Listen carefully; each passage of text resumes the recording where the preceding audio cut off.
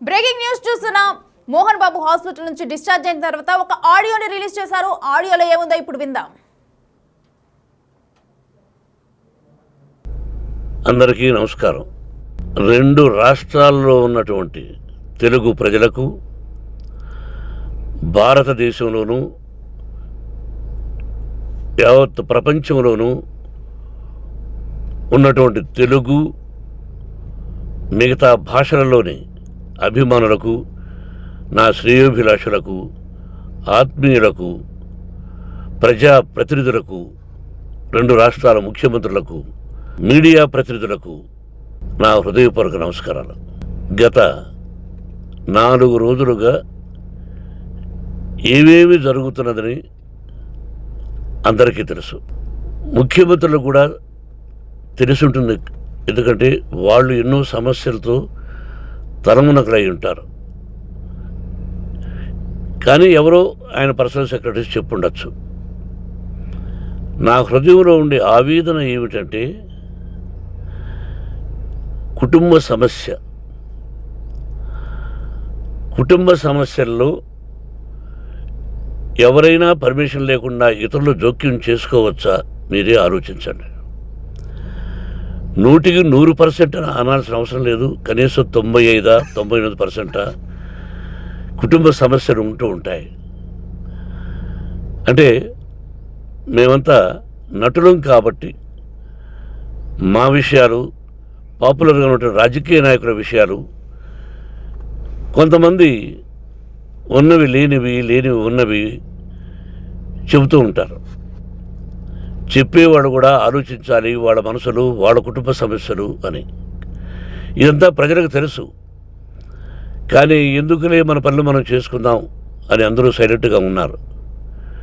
ఇప్పుడు ప్రజలు కూడా, కొంతమంది రాజకీయ నాయకులు కూడా ఆలోచించుకోవాల్సిన విషయం.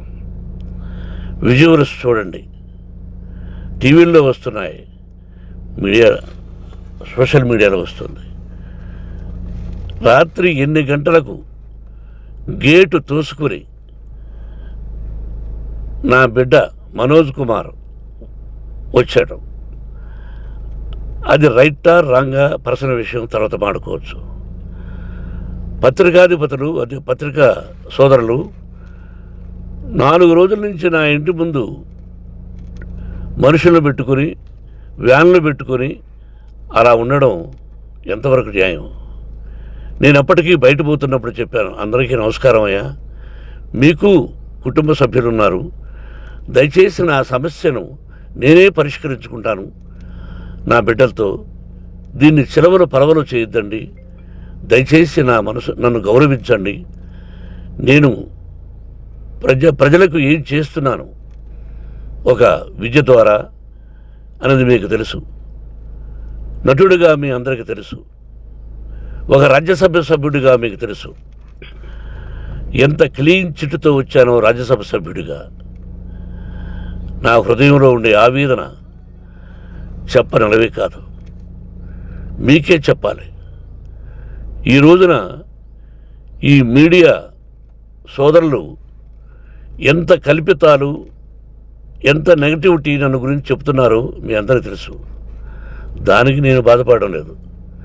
మీరు ముఖ్యంగా తెలుసుకోవాల్సింది, రాత్రుల్లో గేటు తోసుకుని, గేటు పగలగొట్టి పర్మిషన్ లేకుండా ఎవరైనా రావచ్చా? మీరే చెప్పండి.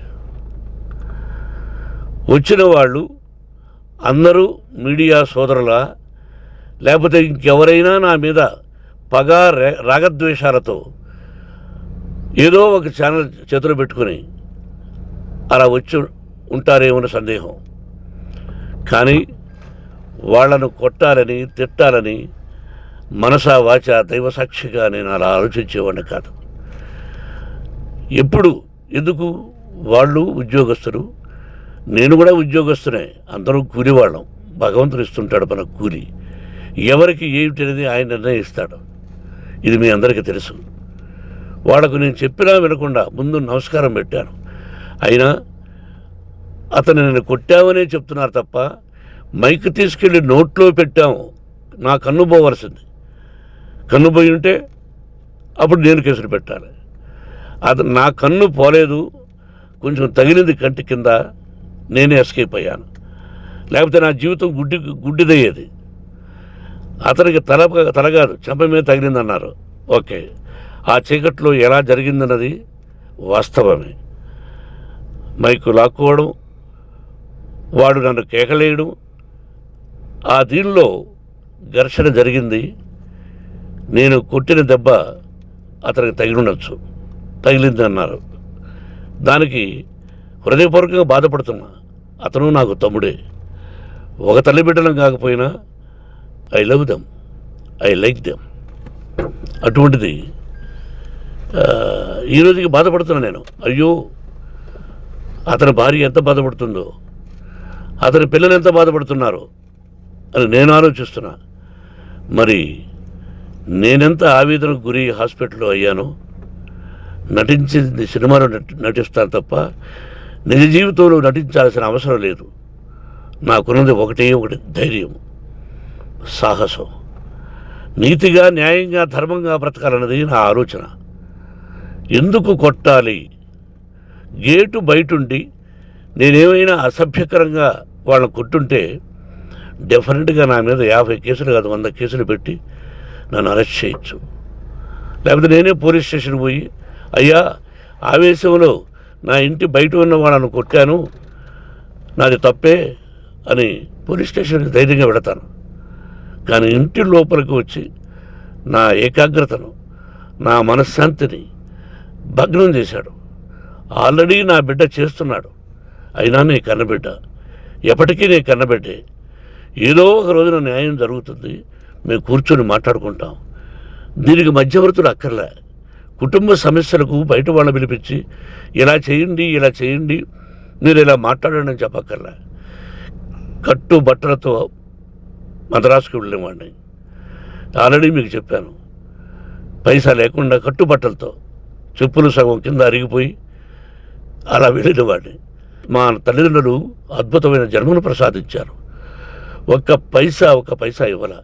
నా కష్టార్జితంతో నేను సంపాదించి ఈరోజు నేను కులమతాలకు అతీతంగా 25% ఫ్రీ ఎడ్యుకేషన్ ఇస్తూ, నా స్థాయిలో నాకు తగిన సహాయం చేసుకుంటూ, వరద బాధలు వచ్చినా, ఇంకోటి వచ్చినా, అన్నయ్య ముఖ్యమంత్రిగా ఉన్నప్పుడు కూడా ఎన్నో చేశాను. బట్ అవి మర్చిపోయి ఈరోజు కొట్టింది మాట్లాడుతున్నారు.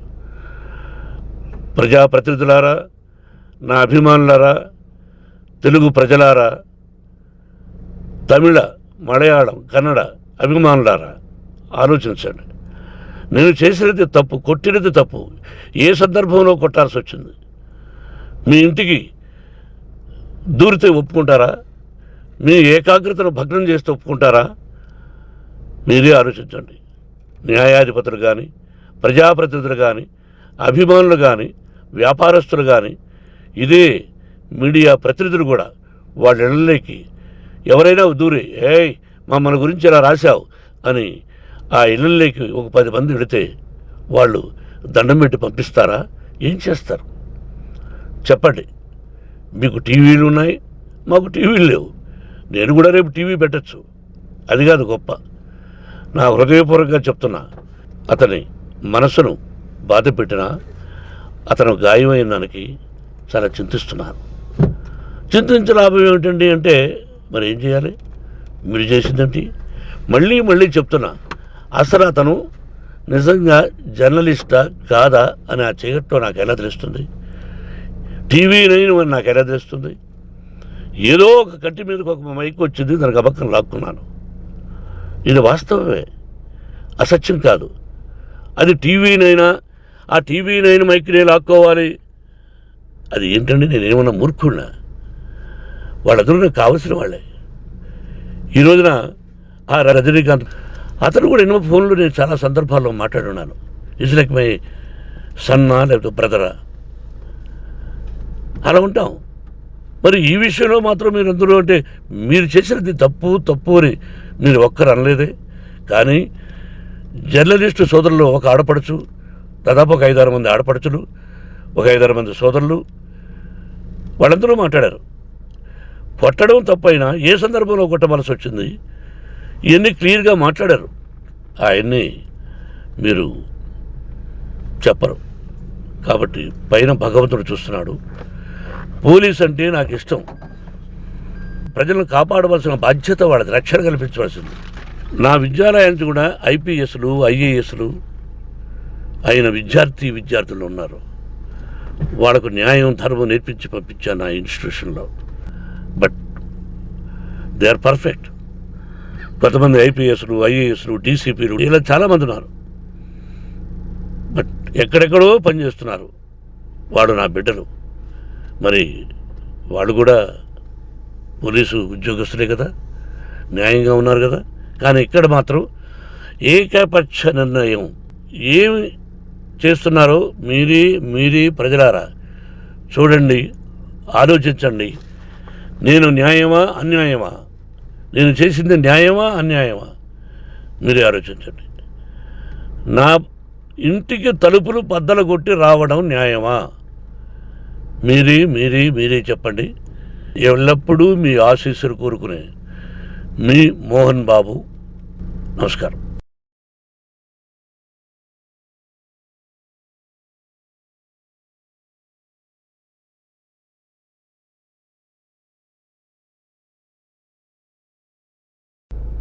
అందరికీ నమస్కారం. 2 రాష్ట్రాల్లో ఉన్నటువంటి తెలుగు ప్రజలకు, భారతదేశంలోనూ యావత్ ప్రపంచంలోనూ ఉన్నటువంటి తెలుగు మిగతా భాషలలోని అభిమానులకు, నా శ్రేయోభిలాషులకు, ఆత్మీయులకు, ప్రజాప్రతినిధులకు, 2 రాష్ట్రాల ముఖ్యమంత్రులకు, మీడియా ప్రతినిధులకు నా హృదయపూర్వక నమస్కారాలు. గత 4 రోజులుగా ఏవేవి జరుగుతున్నదని అందరికీ తెలుసు.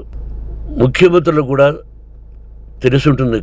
ఎందుకంటే వాళ్ళు ఎన్నో సమస్యలతో తలమునకలై ఉంటారు. కానీ ఎవరో ఆయన పర్సనల్ సెక్రటరీస్ చెప్పుండొచ్చు. నా హృదయంలో ఉండే ఆవేదన ఏమిటంటే కుటుంబ సమస్యల్లో ఎవరైనా పర్మిషన్ లేకుండా ఇతరులు జోక్యం చేసుకోవచ్చా? మీరే ఆలోచించండి. 100% అనాల్సిన అవసరం లేదు. కనీసం 95-99% కుటుంబ సమస్యలు ఉంటూ ఉంటాయి. అంటే మేమంతా నటులం కాబట్టి మా విషయాలు, పాపులర్గా ఉన్నటువంటి రాజకీయ నాయకుల విషయాలు, కొంతమంది ఉన్నవి లేనివి ఉన్నవి చెబుతూ ఉంటారు. చెప్పేవాడు కూడా ఆలోచించాలి, వాళ్ళ మనసులు, వాళ్ళ కుటుంబ సమస్యలు అని. ఇదంతా ప్రజలకు తెలుసు. కానీ ఎందుకులే మన పనులు మనం చేసుకుందాం అని అందరూ సైలెంట్గా ఉన్నారు. ఇప్పుడు ప్రజలకు కూడా, కొంతమంది రాజకీయ నాయకులు కూడా ఆలోచించుకోవాల్సిన విషయం. విజువల్స్ చూడండి, టీవీల్లో వస్తున్నాయి,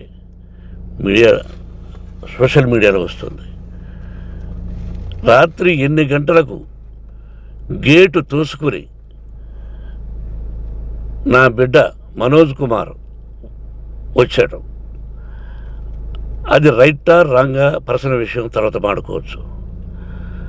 పత్రికాధిపతులు, అది పత్రికా సోదరులు 4 రోజుల నుంచి నా ఇంటి ముందు మనుషులను పెట్టుకుని, వ్యాన్లు పెట్టుకుని అలా ఉండడం ఎంతవరకు న్యాయం?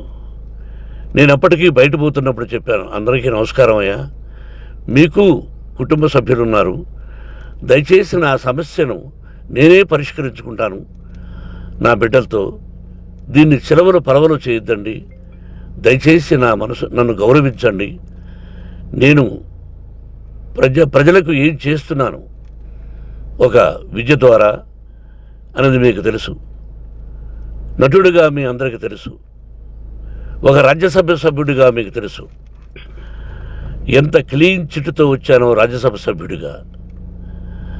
నా హృదయంలో ఉండే ఆవేదన చెప్పనలవే కాదు, మీకే చెప్పాలి. ఈ రోజున ఈ మీడియా సోదరులు ఎంత కల్పితాలు, ఎంత నెగటివిటీ నన్ను గురించి చెప్తున్నారో మీ అందరికీ తెలుసు. దానికి నేను బాధపడడం లేదు. మీరు ముఖ్యంగా తెలుసుకోవాల్సింది, రాత్రుల్లో గేటు తోసుకుని గేటు పగలగొట్టి పర్మిషన్ లేకుండా ఎవరైనా రావచ్చా? మీరే చెప్పండి. వచ్చిన వాళ్ళు అందరూ మీడియా సోదరులా, లేకపోతే ఇంకెవరైనా నా మీద పగ రాగద్వేషాలతో ఏదో ఒక ఛానల్ చేతులు పెట్టుకుని అలా వచ్చి ఉంటారేమో సందేహం. కానీ వాళ్లను కొట్టాలని తిట్టాలని మనసా వాచ దైవసాక్షిగా నేను అలా ఆలోచించేవాడిని కాదు. ఎందుకు వాళ్ళు ఉద్యోగస్తులు, నేను కూడా ఉద్యోగస్తునే, అందరూ కూలివాళ్ళం. భగవంతుడు ఇస్తుంటాడు మన కూలి. ఎవరికి ఏమిటనేది ఆయన నిర్ణయిస్తాడు. ఇది మీ అందరికీ తెలుసు. వాళ్ళకు నేను చెప్పినా వినకుండా ముందు నమస్కారం పెట్టాను. అయినా అతను నేను కొట్టామనే చెప్తున్నారు తప్ప, మైక్ తీసుకెళ్ళి నోట్లో పెట్టాము, నా కన్ను పోవలసింది. కన్ను పోయి ఉంటే అప్పుడు నేను కేసులు పెట్టాలి. అది నా కన్ను పోలేదు, కొంచెం తగిలింది కంటి కింద, నేనే ఎస్కేప్ అయ్యాను. లేకపోతే నా జీవితం గుడ్డిదయ్యేది. అతనికి తల కాదు, చెంప మీద తగిలిందన్నారు. ఓకే, ఆ చీకట్లో ఎలా జరిగిందన్నది వాస్తవమే. మైకు లాక్కోవడం, వాడు నన్ను కేకలేయడం, ఆ దీనిలో ఘర్షణ జరిగింది. నేను కొట్టిన దెబ్బ అతనికి తగిలింది అన్నారు. దానికి హృదయపూర్వకంగా బాధపడుతున్నా. అతను నాకు తమ్ముడే. ఒక తల్లి బిడ్డలం కాకపోయినా I love them, I like them. అటువంటిది ఈ రోజుకి బాధపడుతున్నా నేను. అయ్యో, అతని భార్య ఎంత బాధపడుతుందో, అతని పిల్లలు ఎంత బాధపడుతున్నారో అని నేను ఆలోచిస్తున్నా. మరి నేనెంత ఆవేదనకు గురి హాస్పిటల్లో అయ్యానో. నటించింది సినిమాలో నటిస్తాను తప్ప నిజ జీవితంలో నటించాల్సిన అవసరం లేదు. నాకున్నది ఒకటి ధైర్యం, సాహసం. నీతిగా, న్యాయంగా, ధర్మంగా బ్రతకాలన్నది నా ఆలోచన. ఎందుకు కొట్టాలి? గేటు బయటుండి నేనేమైనా అసభ్యకరంగా వాళ్ళని కొట్టుంటే డెఫినెట్గా నా మీద 50 కేసులు కాదు 100 కేసులు పెట్టి నన్ను అరెస్ట్ చేయొచ్చు. లేకపోతే నేనే పోలీస్ స్టేషన్ పోయి, అయ్యా ఆవేశంలో నా ఇంటి బయట ఉన్న వాళ్ళను కొట్టాను, నాది తప్పే అని పోలీస్ స్టేషన్కి ధైర్యంగా పెడతాను. కానీ ఇంటి లోపలికి వచ్చి నా ఏకాగ్రతను, నా మనశ్శాంతిని భగ్నం చేశాడు. ఆల్రెడీ నా బిడ్డ చేస్తున్నాడు. అయినా నీ కన్నబిడ్డ, ఎప్పటికీ నీ కన్నబిడ్డే. ఏదో ఒక రోజున న్యాయం జరుగుతుంది, మేము కూర్చొని మాట్లాడుకుంటాం. దీనికి మధ్యవర్తులు అక్కర్లే.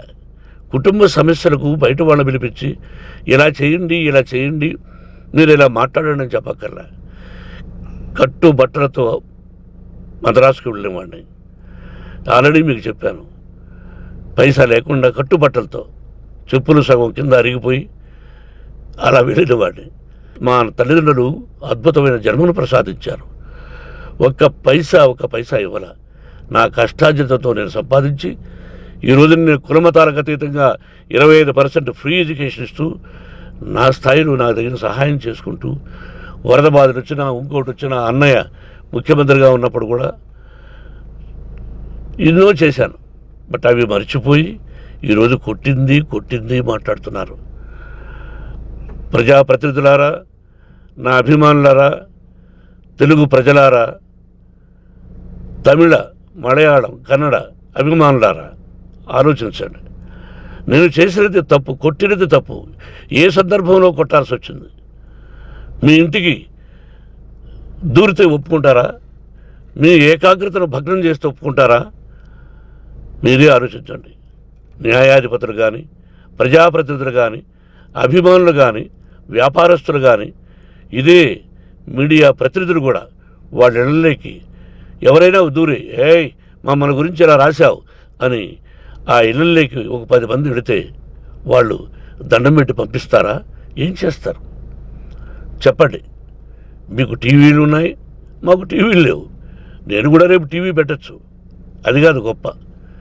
నా హృదయపూర్వకంగా చెప్తున్నా, అతని మనసును బాధ పెట్టినా అతను గాయమైన దానికి చాలా చింతిస్తున్నాను.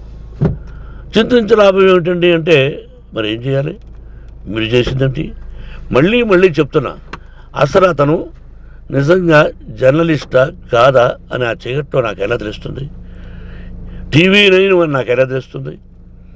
ఏదో ఒక కంటి మీదకి ఒక మైక్ వచ్చింది, దానికి అబక్కం లాక్కున్నాను. ఇది వాస్తవమే, అసత్యం కాదు. అది టీవీ 9, ఆ టీవీ 9 మైక్నే లాక్కోవాలి. అది ఏంటండి, నేనేమన్నా మూర్ఖుడినా? వాళ్ళందరూ నాకు కావలసిన వాళ్ళే. ఈ రోజున ఆ రజనీకాంత్ అతను కూడా ఎన్నో ఫోన్లు నేను చాలా సందర్భాల్లో మాట్లాడున్నాను. ఇట్స్ లైక్ మై సన్నా లేకపోతే బ్రదరా, అలా ఉంటాం. మరి ఈ విషయంలో మాత్రం మీరు అందరూ అంటే మీరు చేసినది తప్పు తప్పు అని మీరు ఒక్కరు అనలేదే. కానీ జర్నలిస్టు సోదరులు ఒక ఆడపడుచు, దాదాపు ఒక 5-6 మంది ఆడపడుచులు, ఒక 5-6 మంది సోదరులు, వాళ్ళందరూ మాట్లాడారు. కొట్టడం తప్పైనా ఏ సందర్భంలో కొట్టవలసి వచ్చింది, ఇవన్నీ క్లియర్గా మాట్లాడారు. అవన్నీ మీరు చెప్పరు. కాబట్టి పైన భగవంతుడు చూస్తున్నాడు. పోలీస్ అంటే నాకు ఇష్టం. ప్రజలను కాపాడవలసిన బాధ్యత వాళ్ళది, రక్షణ కల్పించవలసింది. నా విద్యాలయానికి కూడా ఐపీఎస్లు ఐఏఎస్లు అయిన విద్యార్థులు ఉన్నారు. వాళ్ళకు న్యాయం ధర్మం నేర్పించి పంపించాను నా ఇన్స్టిట్యూషన్లో. But they are perfect. కొంతమంది ఐపీఎస్లు ఐఏఎస్లు డీసీపీలు ఇలా చాలామంది ఉన్నారు. బట్ ఎక్కడెక్కడో పనిచేస్తున్నారు. వాడు నా బిడ్డలు. మరి వాళ్ళు కూడా పోలీసు ఉద్యోగస్తులే కదా, న్యాయంగా ఉన్నారు కదా. కానీ ఇక్కడ మాత్రం ఏకపక్ష నిర్ణయం ఏమి చేస్తున్నారో మీరే ప్రజలారా చూడండి, ఆలోచించండి. నేను న్యాయమా అన్యాయమా, నేను చేసింది న్యాయమా అన్యాయమా, మీరే ఆలోచించండి. నా ఇంటికి తలుపులు బద్దలు కొట్టి రావడం న్యాయమా? మీరే చెప్పండి. ఎల్లప్పుడూ మీ ఆశీస్సులు కోరుకునే మీ మోహన్ బాబు. నమస్కారం.